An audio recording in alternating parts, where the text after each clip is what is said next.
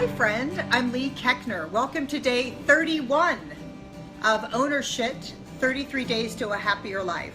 If you would please join me in 3 breaths. We'll do in through our nose and out through our mouth. And you can think of something you want more in life, breathe that in, and something that you're ready to release or let go of or is no longer serving you, you can breathe that out. Take a breath in through your nose, out through your mouth. Again, in through your nose, out through your mouth. Last time, in through your nose, out through your mouth. So guys, we have 31, 32, 33. This and 2 more for the ownership sessions, owning your shit to a happier life. And one thing that I think we need to own is our relationships. And that can be with your children, with your coworkers, with your family, with your friends, with your partner. That's what we're going to talk about today. We're going to have ownership of our relationships. I wrote a lot, so I'm going to read some stuff. It's no coincidence that online dating is so huge. We seek and crave close and intimate relationships. When we feel loved and connected, we feel whole. It's also no coincidence that the divorce rate is 50% because we don't know what the hell to do once we get in the marriage or the relationship.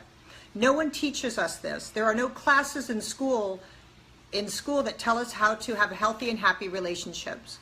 We are often just navigating them on our own, learning as we go, and as we swing around our bag of shit that we carry from our childhood. Romantic relationships are not the only or even primary source of relational happiness. Friendships and family relationships can be just as important. Feeling loved and supported by your posse or crew. What do you guys like better, posse or crew?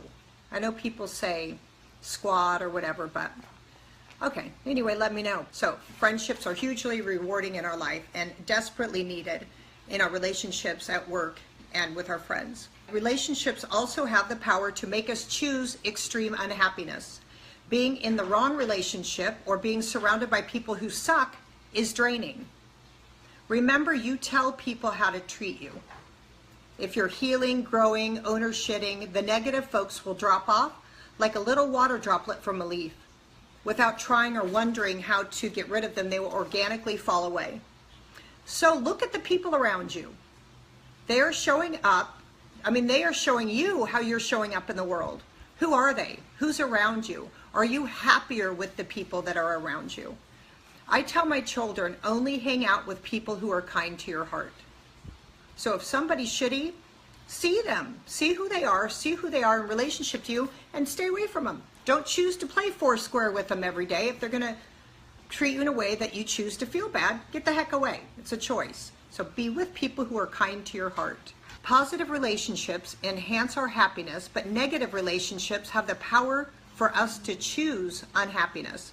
A lot of times people say have the power to make us feel bad, but really, no one can make us anything. It is a choice. So negative relationships have the power for us to choose unhappiness.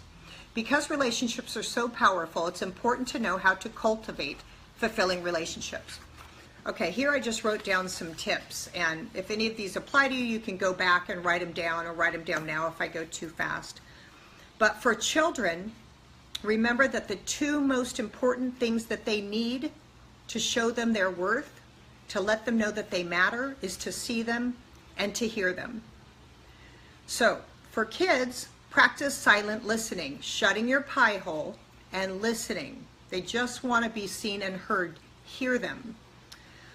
Good things that you can do with your kids are having no phone zones. So maybe in the car, on the way to school or on the way home, no phones. You just talk and share about your day or whatever. Or you just listen, actually. When your kid speaks to you, look in their eyes. Get down on their level and look them in the eye, so they really see that you're seeing them.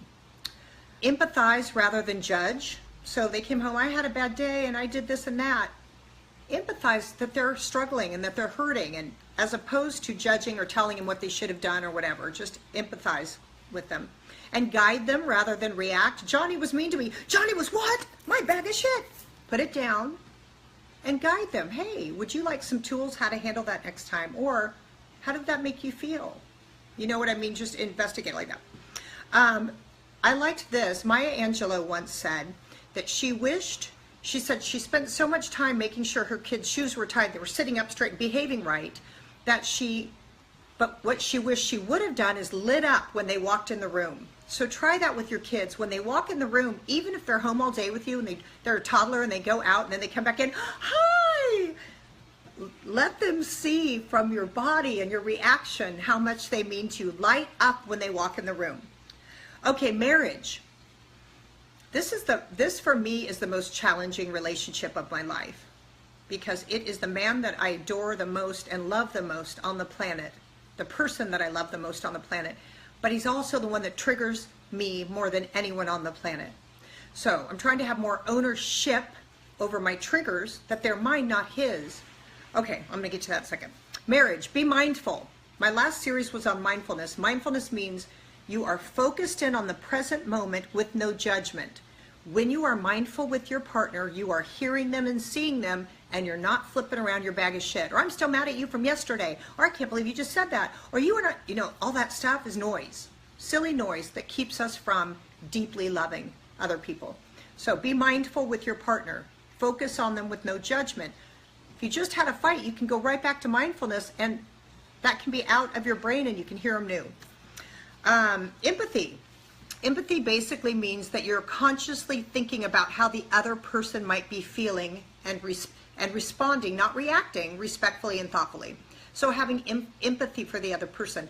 Instead of me getting mad because he's mad, me going, he's mad, oh, because he's hurting.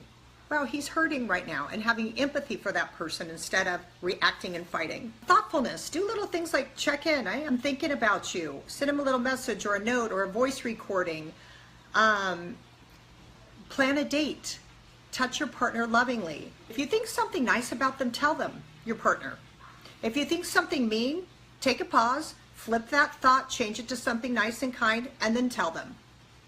Okay, this is huge for marriages especially. Communicate. Talk. We hold so much and we build up so many pieces of paper in our shitty file cabinet. Soon it's going to burst and you're going to end up as one of the 50% divorce rate.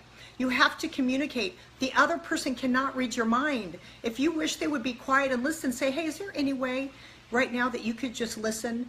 Instead of getting mad that they're not, ask for what you want. Be clear with what you need so your partner can meet it. They're not mind readers. And if you want them to do something, you don't share it, you're setting yourself up for failure and to be angry and resentful, but they don't even know what the hell's going on because you haven't communicated. If you're mad about something, say, I'm mad. I don't want to fight, but I want to try and get this out and work it out. Communicate, talk. Make room in your relationship, and this goes for all relationships, for differences. We should be different. We should think different. We were raised different. We came from different places. We should have different perspectives and honor those and see the beauty and the passion in the other person instead of being mad that they don't think the way you think. Try not to judge, criticize, or blame. All of these I need to work on, okay? I'm just saying them, but holy Toledo. This is something sweet just to think of. See him, understand him, forgive him, grow with him.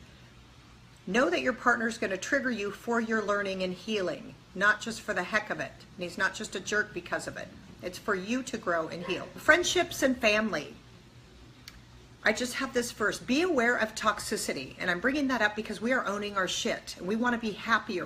This is 33 days to more happiness. Be aware of toxicity. I have a little man that stands guard of my brain. He is in front of my mind. And things walk up and he has to help me navigate what goes in and what goes out. So really try and picture that there's a little spot before you just accept information. Is this beneficial? Is it helping me? Is it uplifting me? Is it supporting me? Is it guiding me? Or is it shitty? Stand guard of your brain. Set boundaries. Boundaries kick ass. I used to have a friend that gossiped about people, talked bad about people so much. And I used to participate.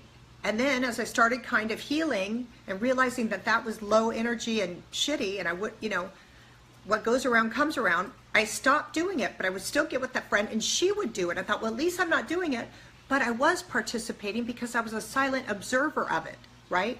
So finally I set a boundary. I said, you know what? I'm trying to be healthy and happy. That negativity hurts my body. I no longer want to talk about people or talk about this person with you. Then what happens with that is people either go screw you and fall away, or there's a new boundary and you can still have the relationship with that friend, but you don't have to engage in the negativity of it. Remember, every single thing in your life you're choosing, you are creating. So look around you and start setting boundaries. Welcome in the ones that lift you up, that celebrate your success, and distance yourself from the ones that don't. You can still love them, but you don't have to accept the negative energy or the toxicity. That's a freaking choice. And as you feel better about yourself, it becomes organic. It's not welcome. One person can't be your everything, including your husband. I have one friend that's fun to party with, one that's fun to travel with, one that's an amazing listener, one that is inspiring, one that's fun to shop with, one that I love to get my spiritual on with. Well, actually, she's got a lot of great things, that friend. But anyway, my daughter will say, this friend's good at this, but then she's shitty there. I said, then be with her in that and go do something else when it comes time for that. You don't have to stay in the bad. What is happening around you is a reflection of what is going on inside of you. Let that sink in. What is happening around you is a reflection of what is going on inside of you. You feel good, healthy, and whole. Your world is good, healthy, and whole. You see good, healthy, and whole. You feel like shit, your world treats you like shit, and everything's shit around you. So have ownership of what you've created and the people you are choosing to interact with throughout the day. Tune into yourself. Your body is your #1 ally in what's going on. Is it relaxed? Is it healthy? Is it calm? Or is it clinking you like this, or punching you, or stomach kicking you, or you dropping to the ground? Let your body guide you to. Do you feel happy and whole and open when you're around some people and like, oh shit, when you're around others? Listen to your body. Don't go around those people that often. As you rise up to love and self-care, the bad stuff starts falling away organically. You don't even have to try and figure it out. The most important work we are here to do, the most important thing of all, is to remember everything's in here. Everything that's happening out here is a reflection of here. When this changes, when this is more compassionate, more loving, more kind, more gentle, your world becomes that same thing. Be kind to yourself. Be gentle with yourself. Quiet your brain so you can hear the whispers of your heart. Think about what be kind and be gentle for yourself means to you. Know what that means, really, and then do it. And then watch the people around you rise as you rise. If you are healing, growing, owner-shitting, the negative folks will drop off like a little droplet from a leaf. Dear God, thank you for choice. Thank you that every day we get to choose who we hang out with. God, open our mind and hearts. Let us start healing the hurts that we're holding in our bodies so that we can rise and have more room for happiness and love. And we welcome the friends who will meet us when we do that. Sending love and light to everyone watching around the world and to myself. Amen. Amen, you guys. We have 2 more days to own our shit to a happier life. So get to work, people.